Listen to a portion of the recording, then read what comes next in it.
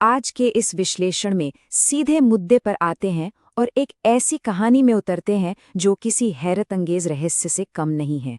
एक खोई हुई महाशक्ति की बात करते हैं। एक ऐसी कांस्य युग की सभ्यता जो इतनी विशाल, इतनी उन्नत थी कि इसने मिस्र और मेसोपोटामिया जैसी महान सभ्यताओं को भी बराबरी की टक्कर दी थी। मिस्र के पिरामिड और वहां के राजाओं की कहानी तो सबने सुनी ही होगी, पर आइए इस बात पर ध्यान दें कि ठीक उसी वक्त यहाँ दक्षिण एशिया में एक और सभ्यता फल फूल रही थी जो शायद उनसे भी कहीं आगे थी, और फिर वो इतिहास के पन्नों से बिल्कुल ही गायब हो गई। एक ऐसा रहस्य जो हजारों सालों तक मिट्टी के नीचे दबा रहा। सामने दिख रही इस विशाल संख्या पर गौर करना जरूरी है।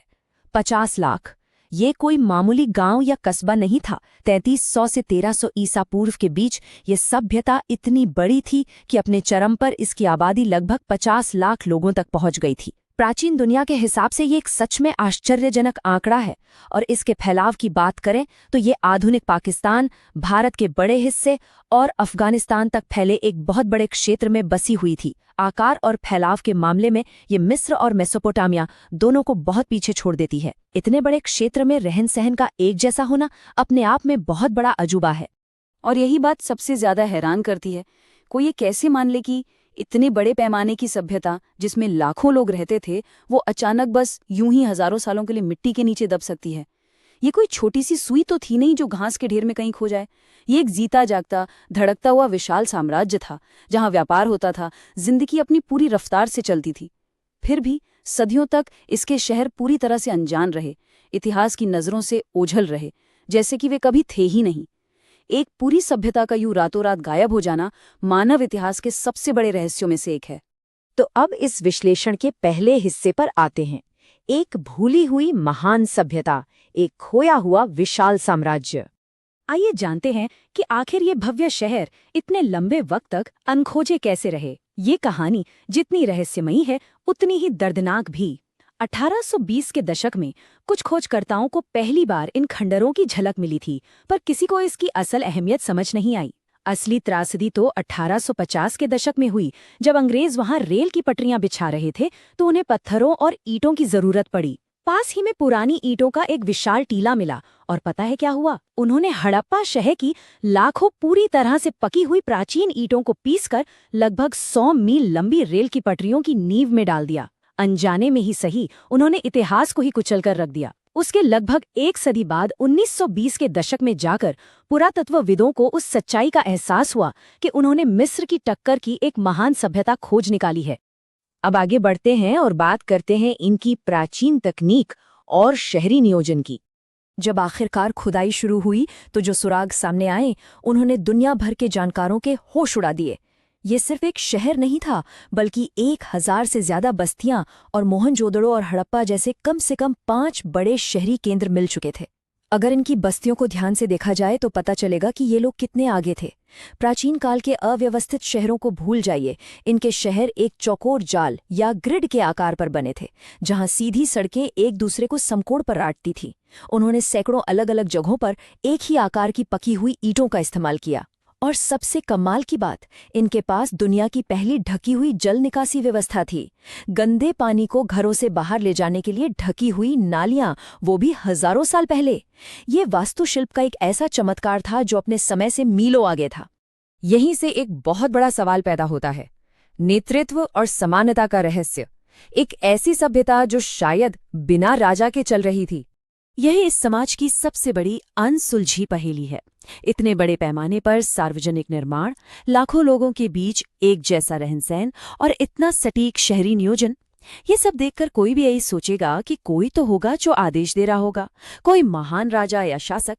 लेकिन सिंधु घाटी सभ्यता हमारे सभी पुराने अंदाजों को बिल्कुल गलत साबित कर देती है। दाईं ओर दिए गए तथ्यों पर गौर करें। मिस्र और मेसोपोटामिया में जहां बड़े बड़े महल, फिरौन और सोने से भरे शाही मकबरे मिलते हैं, वहीं सिंधु घाटी में ऐसा कुछ नहीं है।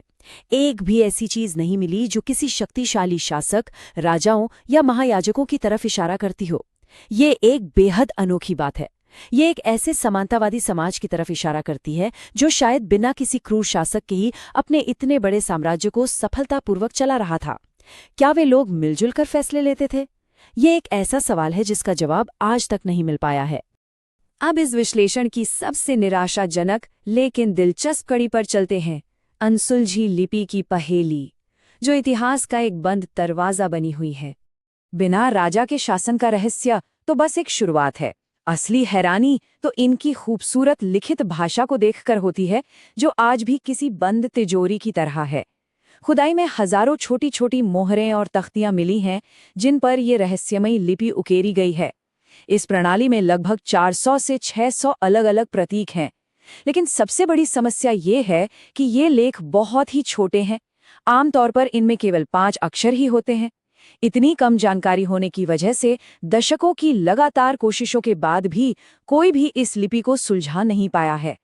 ये एक ऐसा बंद दरवाजा है जिसके अंदर उनकी मान्यताएं, उनका इतिहास और उनकी कहानियां कैद हैं।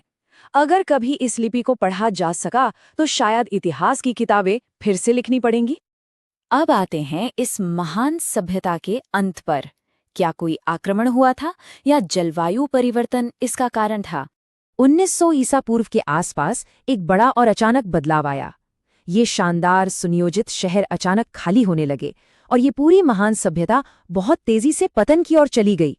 और यहीं पर वो सवाल उठता है जिसने पीढ़ियों से लोगों को सोचने पर मजबूर किया है। आखिर क्या हुआ इस सभ्यता का? ऐसी कौन सी ताकत थी जिसने इतने शांत और उन्नत समाज को पूरी तरह से नष्ट कर दिया? इतने बड़े पैमाने पर बसे हुए लोग अचानक अपना घर छोड़कर कहाँ चले गए? सालों तक यही माना जाता था कि किसी बाहरी आक्रमणकारी ने आकर इन शहरों को तबाह कर दिया होगा। पर आज का वैज्ञानिक अलग ही सच सामने लाता है। किसी हमले या हथियारों का कोई ठोस सबूत नहीं मिला है। असली वजह तो कहीं अधिक भयानक थी। जलवायु परिवर्तन। मॉनसून कमजोर पड़ने लगा था और वो पूरी नदी प्रणाली, खासकर घग्गर हकरा नदी, जिस पर उनके अनगिनत शहर निर्भर थे, वो सूखने लगी। बिना पानी के खेती नष्ट हो गई और जब खेती ही नहीं बची तो इतने बड़े शहरों का पेट कैसे भरता? भूख और सूखे ने उन्हें मजबूर कर दिया। उनके पास अपने घरों को छोड़ने के अलावा कोई विकल्प ही नहीं बचा था। लेकिन रुकिए, इस कहानी का एक नया और गहरा सच अभी बाकी है, इनकी आज भी जीवित प्राचीन विरासत। इस पूरी कहानी का सबसे शानदार खुलासा यही है कि जब उन शहरों का पतन हुआ तो वहां के लोग खत्म नहीं हुए थे, वो गायब नहीं हुए थे। उन्होंने वही किया जो इंसान सबसे बेहतर करते हैं। उन्होंने खुद को नए हालात के हिसाब से ढाल लिया। वे लोग पूर्व की ओर गंगा यमुना के उपजाऊ मैदानों की तरफ बढ़ गए और आज हमारे पास इसका पक्का वैज्ञानिक प्रमाण भी है। राखीगढ़ी शहर से मिले एक प्राचीन कंकाल के डीएनए विश्लेषण ने एक बहुत ही भावनात्मक सच उजागर किया है। ये साबित हो चुका है कि आधुनिक दक्षिण एशिया के लोग उन्हीं के वंशज हैं। इस महान सभ्यता को बनाने वाले कोई अजनबी नहीं थे, वो आज उस क्षेत्र में रहने वाले लोगों के सीधे पूर्वज हैं। उनका खून, उनकी विरासत और उनकी कहानी आज भी इन भूमियों पर बसने वालों में जिंदा है। तो सिंधु घाटी की सभ्यता अब खोई हुई नहीं है। इसका वजूद आज भी आधुनिक दक्षिण एशिया की जड़ों में बसा है, पर उनकी लिपि और उनके कई रहस्य आज भी मिट्टी में दबे हैं। ये विश्लेषण इसी एक बहुत बड़े सवाल के साथ खत्म होता है। जरा सोचिए, हमारे पैरों के नीचे ऐसी और कौन सी छिपी हुई दुनिया है जो अभी भी खोजी जानी बाकी है? जमीन के अंदर ऐसे और कितने प्राचीन रहस्य हमारा इंतजार कर रहे हैं? इस चर्चा का हिस्सा बनने के लिए शुक्रिया। सीखते रहें और सवाल पूछते रहें।